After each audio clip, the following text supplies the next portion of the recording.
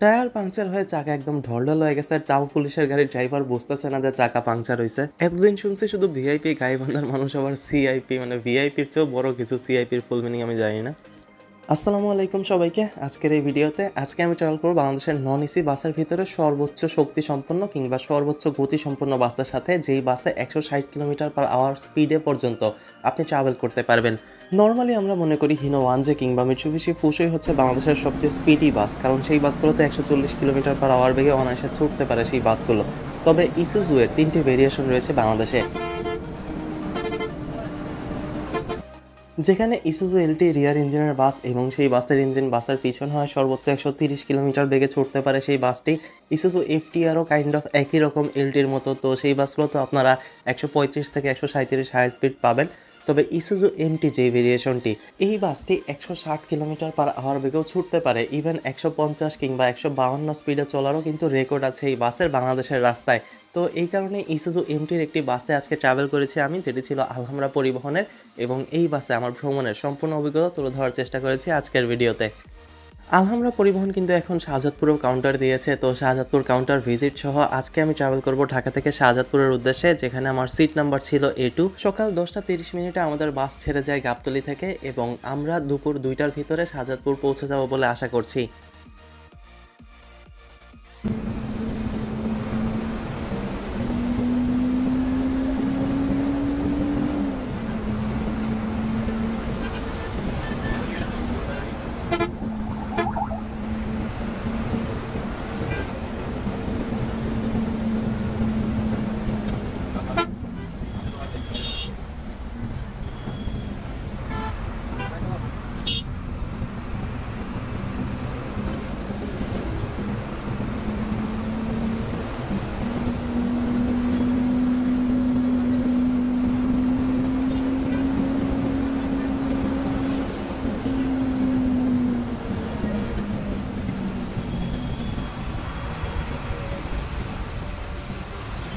শুরুতেই আমিনবাজারে অল্প একটু জাম পাই, যার কারণে হেমায়েতপুর পৌঁছে আমরা প্রায় আধা ঘন্টা পরে।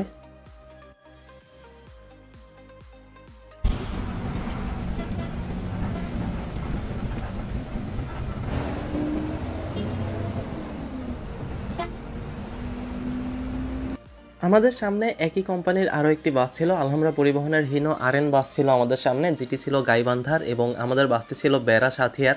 তো দুইটা রুট যেহেতু আলাদা, তো একই সাথে আসলে দুইটা বাস ছেড়ে গেছে। তবে সামনে থাকা হিনো আরএন মডেলের এই বাসটার সাসপেনশন দেখলে আপনারা অবাক হবেন যে খুব বেশি লাফায় এই বাসটা হলে আমার মনে হয়। হিনো RM2 এর মতোই অনেকটা হিনো আরএন মডেলের এই বাসটি, এবং সাসপেনশনের জন্যই কিন্তু বিখ্যাত।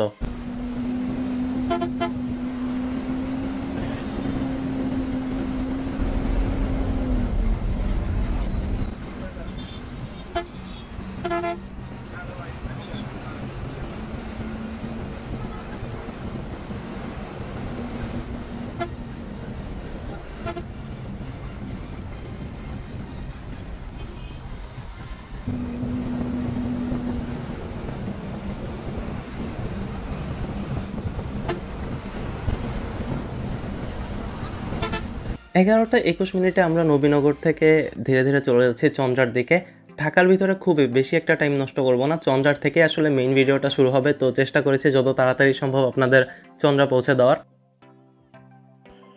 ক্রাউন ডিলাক্সের বাসটার রুট পড়তে নিয়ে অবাক হচ্ছিলাম, মনে হইতেছিল যে ঢাকা মাদারগঞ্জ ঢাকা, এবং অতঃপর আমাদের সামনে পড়ে গাইবান্ধা সিআইপি নামের এই বাসটি। লোকাল বাসগুলোতে ভিআইপি নামটা খুবই কমন, আমরা দেখতেই পাই যে এই ভিআইপি ওই ভিআইপি, তবে সিআইপি এটা আবার কি, মানে ভিআইপির চেয়েও বড় কিছু এমন মনে হইতেছিল যে সিআইপি। 11:50 আমরা পৌঁছাই চন্দ্রা। যেমনটা আপনাদের বলেছিলাম যে চন্দ্রা যেতে বেশি সময় নিব না, মাত্র 4 মিনিট 20 সেকেন্ডে চন্দ্রা চলে গেলাম, মানে 1 ঘন্টা 20 মিনিটে অ্যাকচুয়াল টাইমে। তো একটু জাম থাকার কারণে একটু লেট হয়েছে, তাছাড়া আরও আগেই চন্দ্রা পৌঁছে যেতাম। এখান থেকে শুরু হোক মেইন ভিডিও। চলুন সাউন্ডটি এনজয় করা যাক এবং আপনাদের ট্রাভেলের একটা ফিল দেওয়া যাক, যাতে আপনার দেখে মনে হয় যে আপনি আমার সাথে শাহজাদপুর চলে যাচ্ছেন।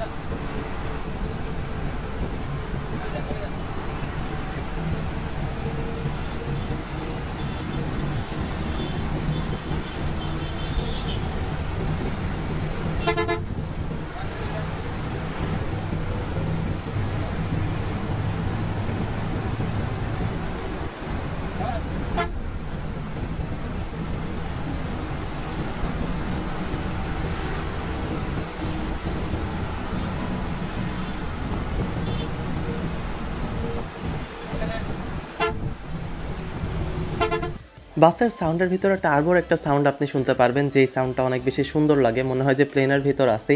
তো সেই টার্বোর সাউন্ডের জন্যই আসলে সাউন্ডটা আরও বেশি ভালো লাগতেছিল। এবং 160 কিলোমিটার/আওয়ার বেগে ছুটতে পারে এই বাসটি। আজকে স্পিড কিন্তু মোটামুটি ভালোই তুলেছিল বাসটা। ইসুজু এমটি যে কি জিনিস তা আসলে বোঝানোর চেষ্টাই করেছি আজকের ভিডিওতে, কারণ বাসের পিক আপটাও ফাস্ট এবং বাসের স্পিডও অনেক বেশি উঠে, মানে 140-এর উপরে 145-50 উঠতে বেশি সময় নেয় না। সব কিছু মিলে একটা ডিফারেন্ট কাইন্ড অফ প্রোডাক্ট, যেটা বাংলাদেশের সবাই জানে না। তো এমটির স্পেশালিটিটাই আজকে দেখানোর চেষ্টা করেছি ভিডিওতে।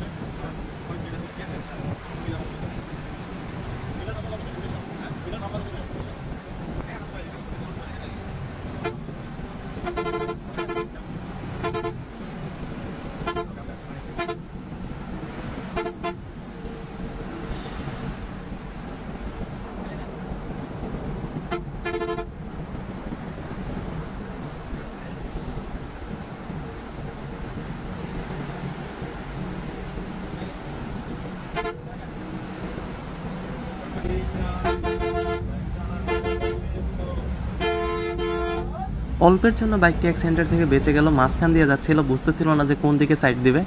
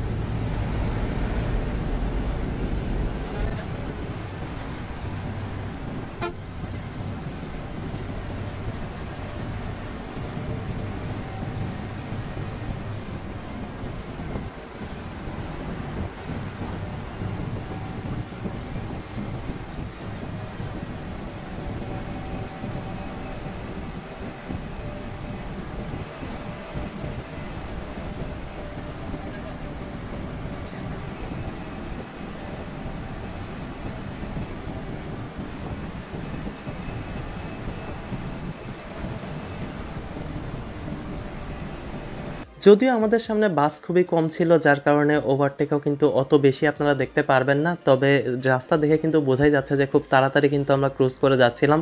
মোটামুটি 130-35 স্পিড ছিল আমাদের বাসের। এবং চন্দ্রা থেকে এলেঙ্গা যেতে কিন্তু খুব বেশি সময় নেয়নি বাসটি, কোনো রকম ওভার রিস্ক ছাড়াই। এমন না যে ড্রাইভার জোর করে জোরে চালানোর চেষ্টা করতেছে কিংবা রিস্ক নিয়ে জোরে চালাচ্ছে। নর্মালি বাসটা যেভাবে যাচ্ছিল সেভাবেই কিন্তু ভিডিওটি তৈরি করা হয়েছে। পিক আপ কিন্তু একটু হলেও ফাস্ট মনে হয়েছে আমার কাছে, এবং টার্বোর সাউন্ডটা তো আপনারা শুনতেই পারলেন। সব কিছু মিলিয়ে এমটি এই প্রোডাক্টটা একটা ফিউরিয়াস প্রোডাক্ট আমার মনে হয়।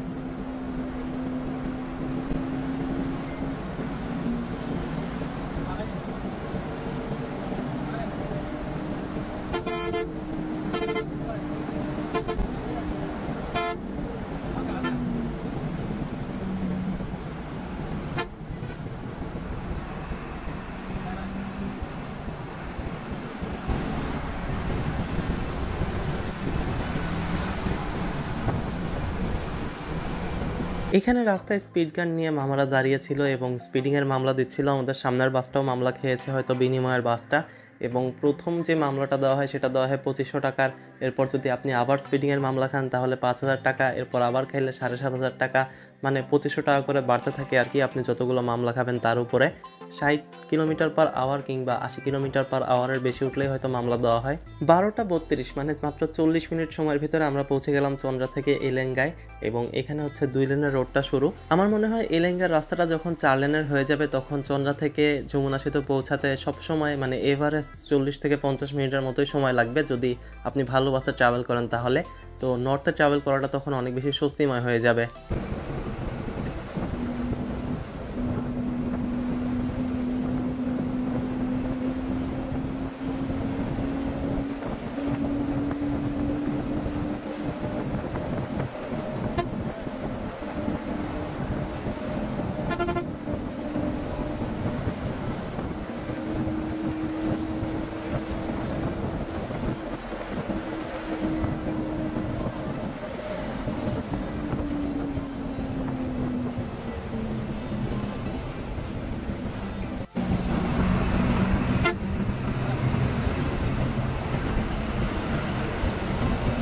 সামনে থাকা এই লোকাল বাসটা অনেক বেশি বাউলিবাজি করতেছিল। লোকাল বলা ভুল হবে, আরবি ট্রাভেলস হয়তো। তো বি ক্যাটাগরি, যদিও এ ক্যাটাগরি না।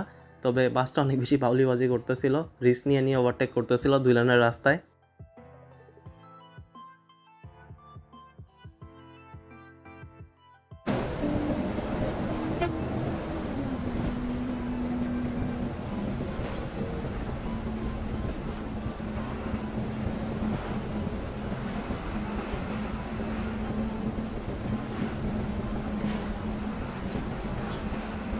এলেঙ্গার রাস্তাটা এমনই, অর্থাৎ আপনি ট্রাকের পিছনে পড়লেও আপনাকে অনেক সময় ওয়েট করতে হবে, সুযোগ বুঝে আপনাকে ওভারটেক করতে হবে, যার কারণে অল্প এই রাস্তাটা অনেক বেশি সময় লেগে যায়।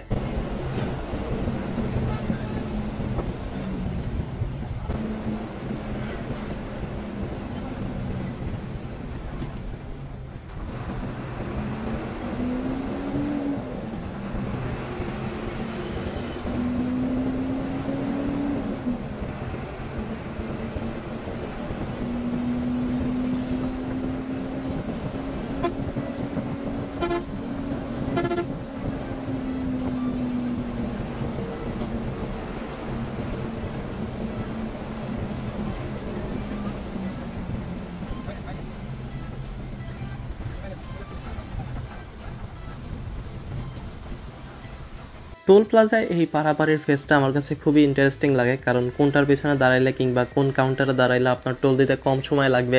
সো সব কিছু মেজারমেন্ট করে এমন কোনো কাউন্টারে দাঁড়ানো যাতে আমাদের সামনে থাকা বাসটা কিংবা ট্রাকটা আমাদের পিছে পড়ে যায়, তো সেই সিনটা দেখতে অনেক বেশি ভালো লাগে।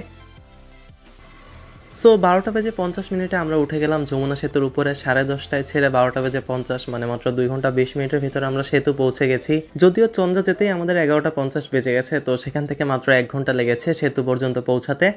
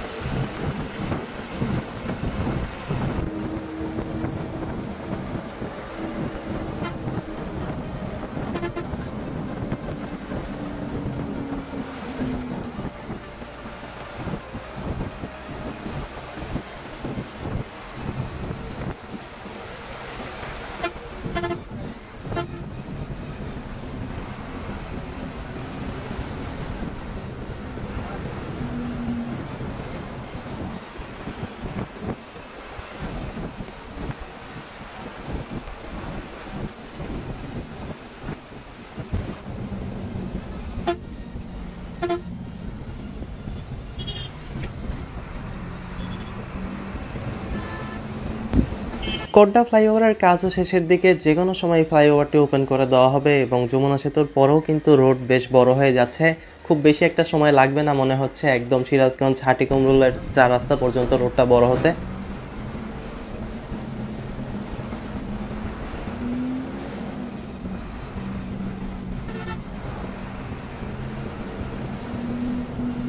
সামনের পুলিশের গাড়িটির চাকা পাংচার হয়ে গিয়েছিল এবং চাকাটা ফেটে বের হয়ে আসবে এমন অবস্থা হয়ে গিয়েছিল। আমাদের হেল্পার এবং সুপারভাইজার বারবার বলে চেষ্টা করতেছিল বোঝানোর যে চাকা পাংচার হয়ে গিয়েছে। ড্রাইভার সাহেবও তাদের পিছনে লেগেছিল যাতে তারা বুঝতে পারে আমাদের কথা কিংবা ইশারা, তো অবশেষে তারা বুঝতে পারে।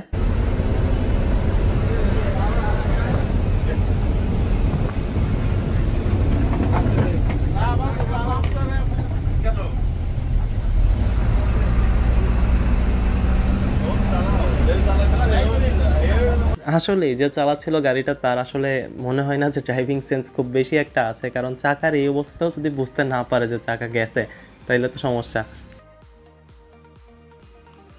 দুপুর 1:15 আমরা পৌঁছে যাই ফুড ভিলেজে, যেখানে আমাদের যাত্রাবিরতি দেওয়া হবে 20 মিনিট। যেহেতু আমি গাড়ি ছাড়ার সময় গাড়ির বাইরের কিংবা ভিতরের কোনো ফুটেজ নেইনি, অর্থাৎ সিটগুলো কেমন কিংবা এক্সটেরিয়র কেমন সেই রিলেটেড ফুটেজগুলো কিন্তু নেইনি, কারণ আমার প্ল্যান ছিল যে যত তাড়াতাড়ি সম্ভব আপনাদের চন্দ্রা পৌঁছে দিয়ে জার্নিটা এনজয় করানোর, অতঃপর আমি এই বিষয়গুলো দেখাবো। সো আজকে আর ফুড ভিলেজের ভিতরে বেশি সময় নষ্ট করছি না, যে ভিতরে কি আছে একতলা না দোতলা, তো সেই জিনিসগুলো স্কিপ করে আমরা চলে যাই বাসের ভিতরে। 40 সিটের ইকোনমি ক্লাস বাস এটা, যেখানে আরামদায়ক সিট কিন্তু ইউজ করা হয়েছে। আমার কাছে মনে হয় যে ক্লাসিক সিটগুলোই বাংলাদেশের বাসের জন্য ভালো।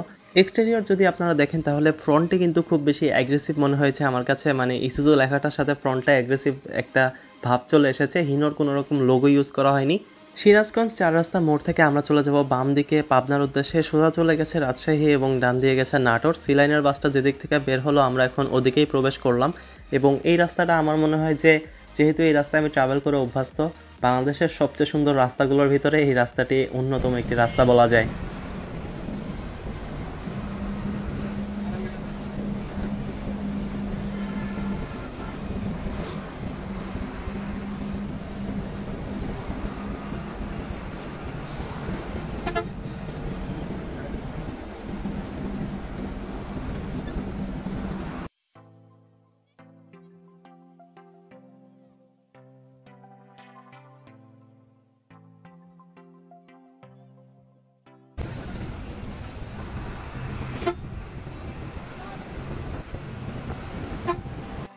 দুইটা বেজে 11 আমরা পৌঁছে গেলাম বেসিক বাস স্ট্যান্ড শাহজাদপুর, যেখানে আলহামরা পরিবহনের নতুন কাউন্টারটি চালু করা হয়েছে এবং এখন থেকে কিন্তু আপনারা শাহজাদপুরেও কাউন্টারে বসে আজকে টিকিট করতে পারবেন এবং কাউন্টারে বাসের জন্য অপেক্ষা করতে পারবেন। কাউন্টারটার একটা এক্সট্রাক্ট ভিউ আপনাকে দেখাচ্ছি একটু পরে, বেড়া পর্যন্ত যেয়ে নেই। পুরো রাস্তার ভিতরে সবচেয়ে সুন্দর রাস্তা এবং সবচেয়ে প্লিজিং রাস্তাটা কিন্তু এটাই ছিল। এই দৃশ্যটা দেখে কিন্তু জার্নির ক্লান্তি অনেকটাই কমে যাবে।